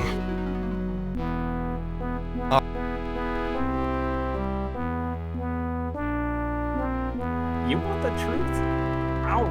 I bet you can actually handle the truth. You are much more wise and experienced. Sorry. You launch into a tirade, personally blaming Sama for leaving the labyrinth masterless, turning it into a slaughterhouse that thirsted for your people's death. You recount the thousands of years of struggle and bloodshed, which even now plagues your race. You describe your lord's unprecedented escape and tell how he selflessly and safely led others, including yourself, out through the labyrinth. You state that his thirst for revenge against the Sartan is unequaled. If you kill me, others will follow. Even now, our army outnumbers that of the surviving Sartan. I've seen your forces. I know where they are, and I know that my lord will destroy them effortlessly. You can't win. You continue by recounting your experiences and describing the state of the Sartan on each of the worlds. Sartan cries openly at the description of the dead Sartan in their crystal resting places on Arianas. He seems generally confused by the antics of Zipnab on Prion. He recoils on learning of the practice of necromancy in Abarak, and he listens closely to your account of your battle with Sangdrax and of your escape. I have much to say about what you have told me. Your people, you have been wronged. I wish I could change what has happened, but I cannot. It seems that we took on far too much. We thought we were gods, that we were infallible. We weren't. And both of our races have paid the price. Don't forget there are Mensch as well. There's more than just us. Just FYI. However insane you think it might have been, there was a purpose to the plan. We tried to create worlds in which the Mensch would thrive once they were united and the realms were interconnected. What your lord seeks to do is collect all of the seal pieces to reform the original world. He doesn't understand what this means. His efforts will result in the death of many of the Mensch left alive in the new realms.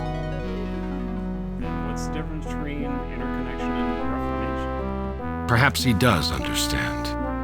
By decimating the opposing force even before the war is joined, he ensures his success. I'm not sure the Mensch left alive will enjoy the slavery he undoubtedly plans for them. What he may not realize is that this will affect his own race as well. Many of his people will die in the Reformation. Do you think he would risk that? You consider. You know your lord's ambition. From his research, he probably already knows how the Reformation will affect the Mensch, and you suspect that he may be willing to sacrifice his own people to further the cause of conquest. You understand that he views you individually as expendable, but just how far does his view of expendability extend? He has claimed in the past that there are always casualties in war. Now, I'm not 100% sure. I think this could be different depending on your conversation options that you've done. Like, if you don't talk with them all the time, you might not know any of this. So, I think it does change a little bit. You may be right, Sama. I'm not sure about your plan, but perhaps the Reformation isn't the correct path. I'll return to my lord and discuss it. For now, I'll leave your seal piece here. I'm very glad that you see things this way. I hope that we can begin a new era of peace together. Go back to your lord. Tell him that I will gladly speak with him. But I have one important question before you go. What exactly happened to Sandrax after you escaped from him? Your guess is as good as mine. As you consider the question, one of the men who brought your potions into the room begins to ride. He tears off his robes and metamorphosizes into the gigantic shape of Sangdrax. The sergeant dive for safety behind the benches. Only Sam and yourself remain standing in the open. Sangdrax ignores the assembly, slides over to the seal piece upon the wall, and grabs it between two talons. Thank you, patron, for painting such a vivid picture of all of the worlds, including your own. That lovely place called the Labyrinth. Definitely a realm after my own heart. You see, I feed on fear and chaos, and I can't see a better way to produce such things than by allowing your lord to proceed with his plan. However, since you appear to have lost your nerve, I'll have to take your place. Your lord trusts you, does he not? Especially when you are doing what he wants. I shall take your ship, go to the Nexus, and deliver this seal piece to him. I'm guessing that it will complete his collection. Then I shall lead him to the Vortex where he can perform the rite of reformation. I'm so sorry you decided to turn against your lord. I'm sure that he doesn't view traitors in a very good light. I do hope you won't die in the ensuing chaos, all of you. I'd love to meet you again. We have much to discuss, and an eternity of pain during which we can discuss it. He strolls out of the building before you can say a word. Only after the dragon is left do the councilmen emerge. Sama unclenches his jaw and forces himself to stop shaking. Can't you stop Sangdrax? No, I'm afraid not. His magic is too powerful for us to oppose. When we first arrived here, we built this city and placed the Mensch inside the other sea moons. Stone-enclosed islands much like this one. Shortly thereafter, Sangdrax appeared. We don't know where he came from. Unprovoked, he launched an attack against us. He never destroyed us all, just killed a few people. But it was enough to keep us scared and confused. We never had a chance to defeat him. He commands some form of magic that is foreign to us, more powerful than the rune-based magic that we use. We erected the ward around the city as a last-ditch effort against him. Evidently, it worked. The ward was designed to keep out all foreign magic. Since he consisted almost entirely of pure magic, he could not enter. We decided to enter our sleep capsules. We expected that when the others had learned that we were in danger, they would gather here to help us defeat Sangdrax. We keyed our awakening to occur when the ward had fallen, assuming that it would happen only when the other Sartan had arrived. We never dreamed that thousands of years would pass before the ward fell. Now that it has, Sangdrax is loose. Not only is he a threat to us, but with your ship, he has access to all of the worlds. And if he succeeds in causing the Reformation, we'll all probably die in the process anyway. You know, Zifnab gave me a stone to use against some ultimate evil. Do you think this might prove effective against Sangdrax? I don't know. Tell me about it. It sounds like this might be some other kind of magic. Perhaps made from the same source that created Sangdrax himself. It may be that Sangdrax is vulnerable to it. Where is it? I didn't see it along with your possessions.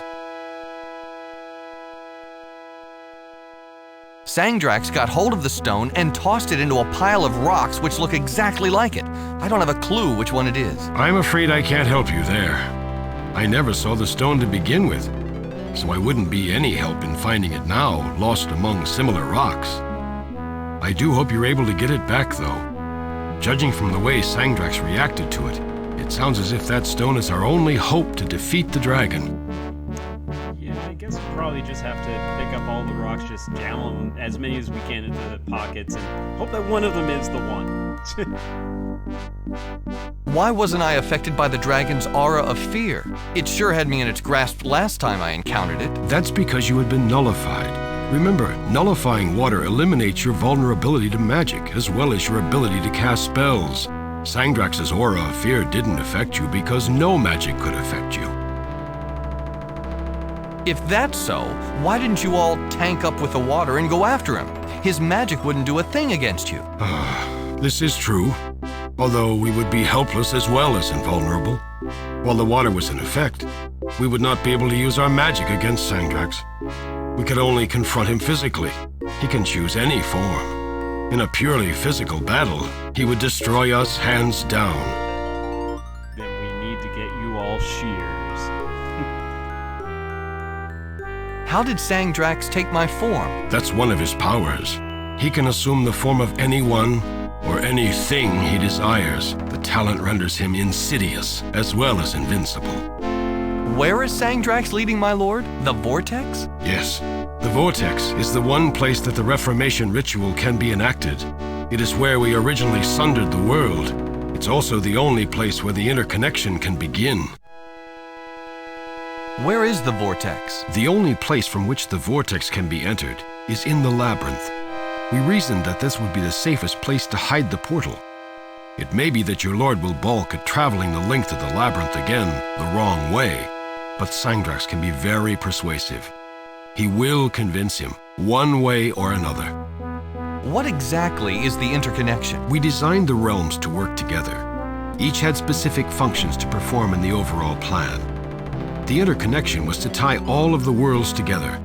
Abarak would produce raw materials.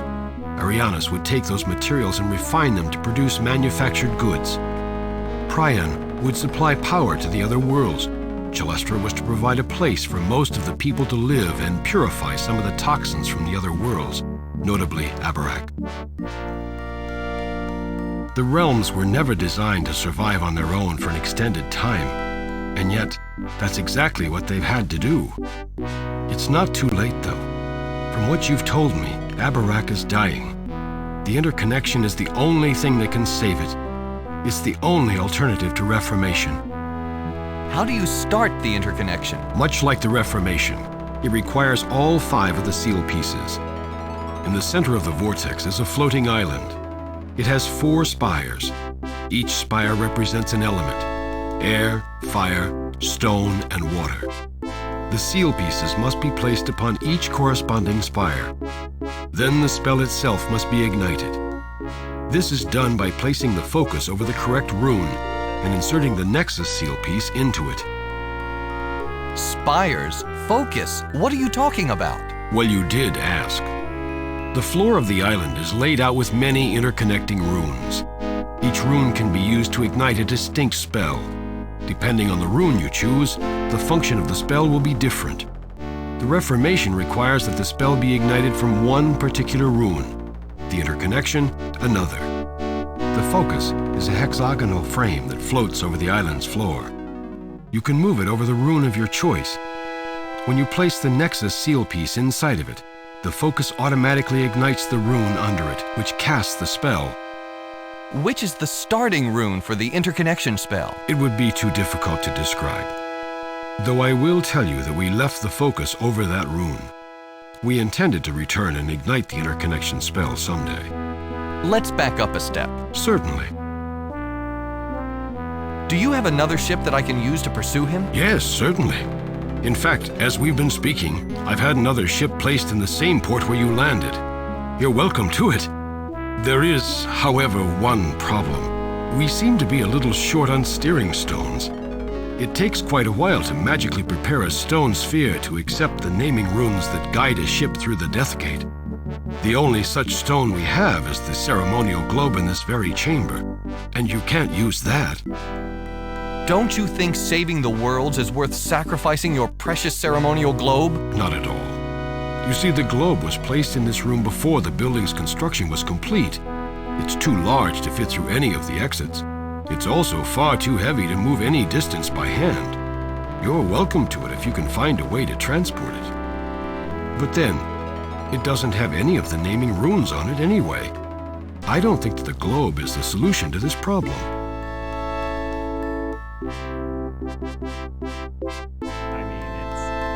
To be fair, it's kind of like our bar here, for example. We took the pieces inside, separately, but now there's definitely no way that's getting out of here. Could we talk a little about the other worlds? Very well. What would you like to know? Do you know who Zifnab is? I know of no Zifnab, but I doubt that is his true name. He sounds like a valuable ally if he knows as much as you say and has access to magic outside of our mastery. Why'd you react so strongly when I told you about necromancy? Necromancy was banned for many reasons soon after it was discovered. The most important reason being that when someone dead is raised, someone else will die untimely. This maintains the balance. By relying on necromancy, the people of Abarak have doomed our race. The magic doesn't recognize the boundaries of the realms. It killed Sartan as far away as Arianas and Prion. It wiped out thousands. Why is everyone here alive and well? It's actually ironic. The ward that we constructed to repel the magic of Sangdrax must have had the effect of repelling the magic of necromancy as well. It kept us alive against 2 dangers. But now, we only have hundreds of people left, where once we had tens of thousands. We shall try to reconstruct our lives, to help our brethren on Abarak, if there is a world left to live on. Let's go back a step. Certainly. I don't have time for talk. Now's the time for action. Very well. If I can be of any further assistance, do not hesitate to ask. All right, now that we've spent the past 30 minutes for talking, now is not the time for talk. It is action time. You notice that sometime during your conversation with Sama, the nullification spell wore off. You now have command of your magic back again.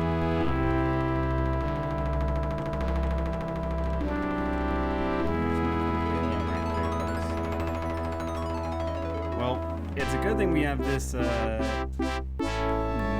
medallion that has every single rune shape on it.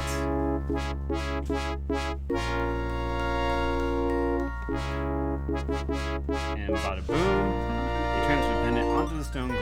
That's great. What is this that I'm looking at here? Carpet takes up most of the speaking areas for it. It depicts a beautiful scene. A single tree stands in the lush field. Well,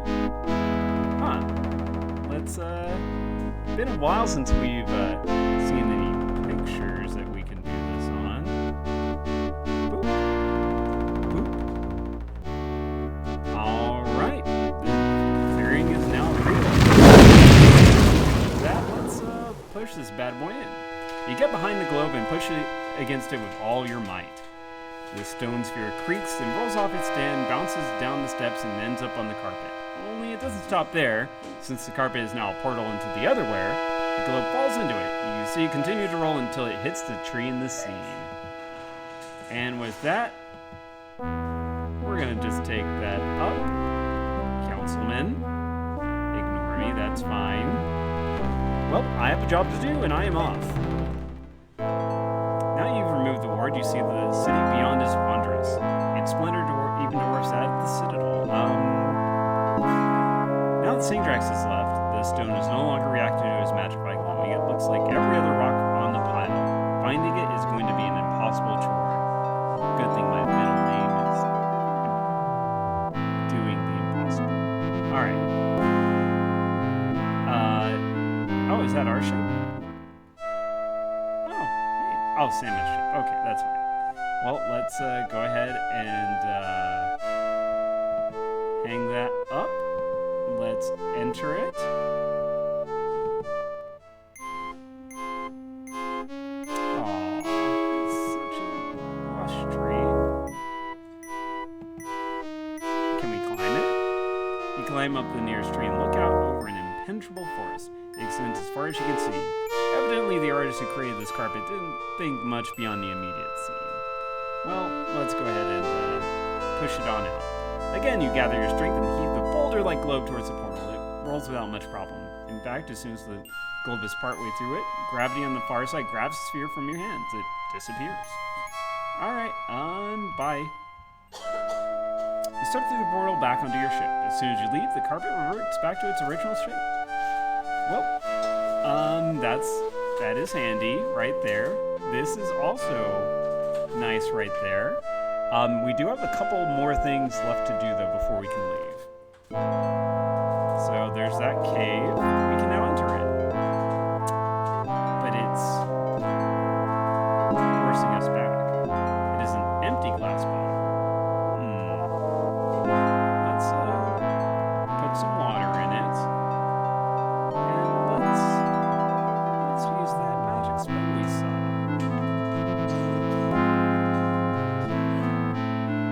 This spell transformed a small quantity of water into a potion. When drunk, the potion removes all the drinker's magic possibilities. Though he cannot cast spells, he is also immune to any magic cast against him. The potion's effects are temporary and short-lived. Alright, well, let's do it. To it. The spell surrounds the bottle of water. After a few seconds, it has done its work. Although the water looks the same, you know that it has the magic nullifying effects that you experienced during it. Chug, you take a swig of the water, and immediately you sense the effects. Your magic power drains away, making you as helpless as a newborn, but that also means that foreign magic cannot affect you. Alright, no magic, no pupper. Going in. There's no doubt that Sangdrax calls this cave home. Blood streaks the walls and floors littered with the remains of previous meals. These must be the bones of poor fools who chanced upon Sangdrax. The remains are of all races. It appears that the dragon does not discriminate.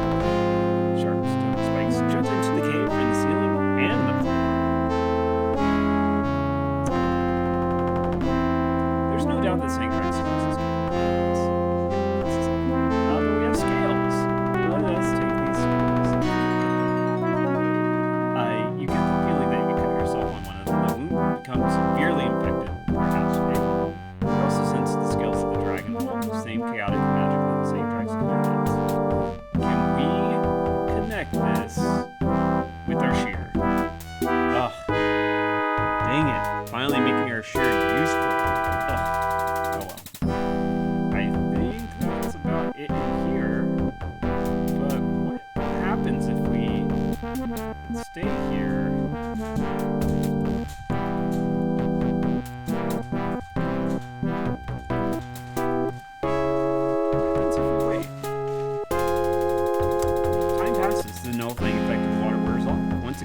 cast spells, but are vulnerable. You stare at the dragon scales in your hands. Your magic suddenly becomes active. Fear drives through your brain like red-hot nails. With the source of the fear magic so close, it's more than your sanity can withstand. You spend the rest of your life gibbering unintelligibly, and not playing adventure games. What hell is that? Alright, let's not wait. We need to play games. Alright, well, instead of that, let's put these scales on the rock pile. Spread the dragon scales over the pile of rocks. As you hoped, Zipnab's rock reacts to the magic in the scales by glowing. Now the rock is very visible and easily distinguishable from the other rocks in the pile. Let's take it up. You take the glowing stone from the pile of rocks. So yeah, you have basically enough moves to do that before you go insane. So, yay! Alright, now with that, we are ready to go take the fight back home, back through the labyrinth. So yeah, basically we finished World 4, or 3 and 4 in a single go. The labyrinth is probably going to take another 2 hours, so I think we're going to stop here for now. I'm going to go ahead and call it there. And actually, let's go ahead. Actually, we'll go through the next so we don't have to do that scene. Okay. Actually, wait a second. Let me just make sure there's nothing weird before we gotta go into the labyrinth. Can we finally take this book? Finally. Jeez. Okay. Let's... Oh. Well. Yeah, that's gonna be some loud lightning, so let's back over there. Then we'll read the book and then we'll call it. Okay. History of the Sundering. He kept saying I couldn't read this because I'd break it. The Vortex. Eons ago, the Vortex was discovered. It was a place outside reality as we know it. In fact, it appeared to be a reality unto itself. It was a place of great power. Researchers theorize that it might be the actual source of magic. It remains a place of mystery. As much as is known about it, much more escapes us. It was the perfect place to actualize the plan. In order to defeat the enemy and create the new worlds that Sama visualized, we had to sunder the world into 5 realms: air, fire, stone, water, and the labyrinth. 4 to give the dimension, 1 to imprison the patrons. Not only would we be removed from the earth while this happened, we'd be able to draw upon the perfect magic of the vortex to make it happen. Okay. We aren't the bad guys. Czar is a bad guy. We're now a good guy. We were always a good guy. We just, had a bad master, that's all. We needed an instrument to focus the magic of the vortex, so we created an island of stone that floated over its very heart. Upon it, we inscribed a rune structure unlike any other. Indeed, this was a spell, but not just a spell. It was many spells intertwined into one structure. Every spell is a starting rune. When a wizard traces a spell, the magic flows from the starting rune into the other runes. Upon completion, the spell is defined and it is cast. This rune structure is different. It combines many different possible starting runes.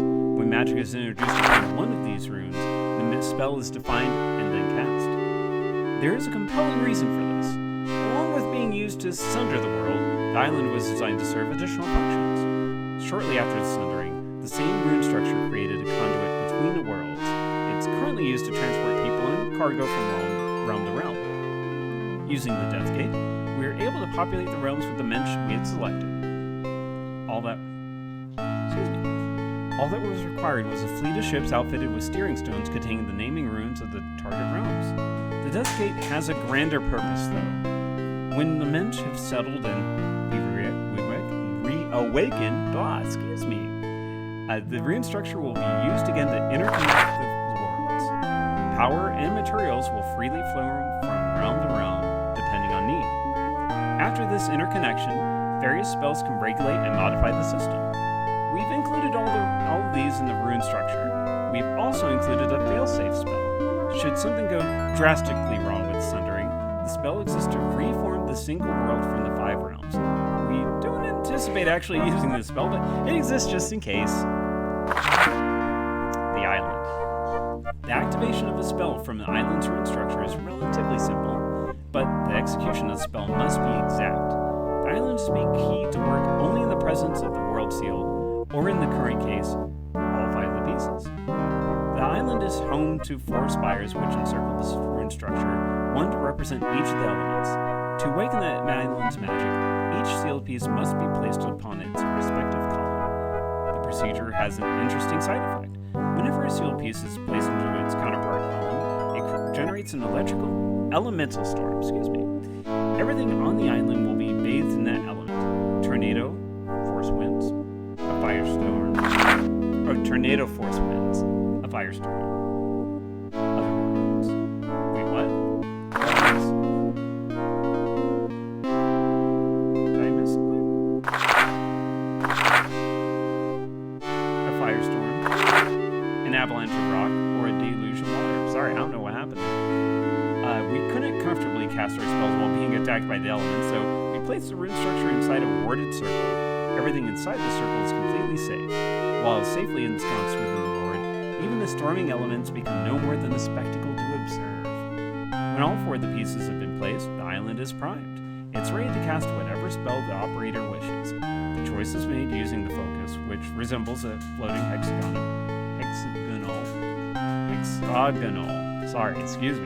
frame.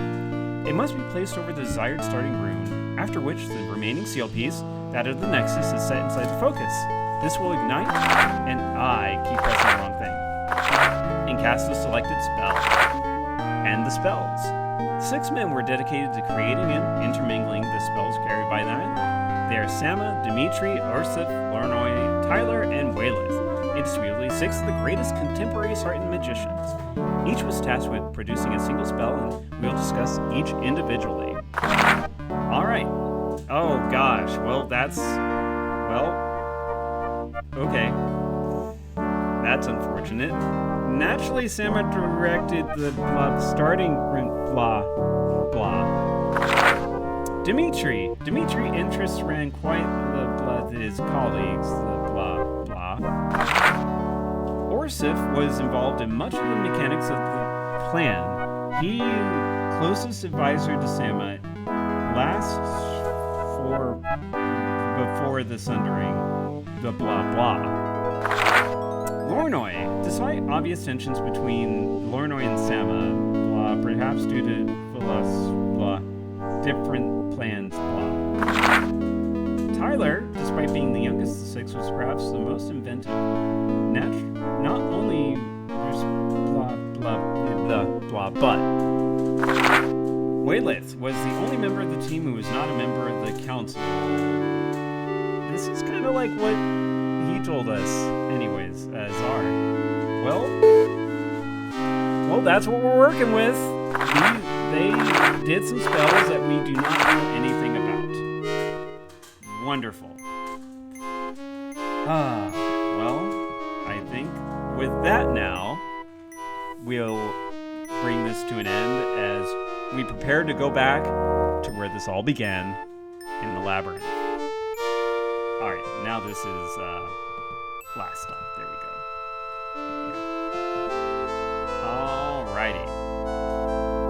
So that's that for now. Next stream should be the last for Deathgate. While I'm here though, or I guess, sorry, I got distracted. Let me know if there's any other games that you are kind of wanting to see. Either of this nature, or maybe we can get more people together to do, maybe I'll do a couple of Jackbox streams. Actually, you know what? After this is done, I'll do a couple of Jackbox streams for the rest of the week. Being Wednesday and Thursday. So tomorrow, starting at 7, we'll finish this. Guild of Dungeoneering, I haven't played that in forever. Oh my gosh. Yeah, it was actually, I don't have it on here. It's on my other computer, this one.